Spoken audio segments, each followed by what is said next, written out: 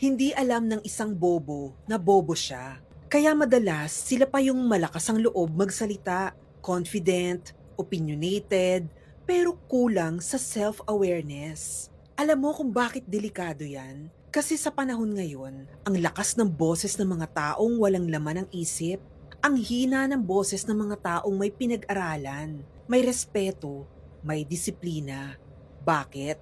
Kasi yung matatalino, marunong manahimik, marunong makinig, marunong umintindi bago magsalita. Pero yung mga walang alam, sila pa yung unang nagagalit, unang nag-aakusa, at unang humuhusga. Tapos kapag pinahiya mo ng facts, sila pa yung magmamagaling o magpapanggap na tama kahit mali.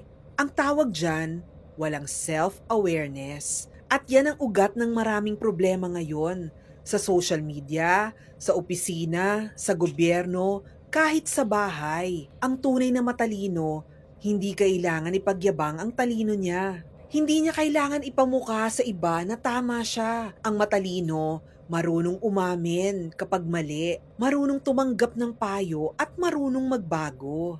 Kaya kung gusto mong malaman kung matalino ka talaga, tanungin mo muna sarili mo, marunong ba akong makinig? Marunong ba akong umamin kapag mali ako? Marunong ba akong magpigil kasi gusto kong sumagot?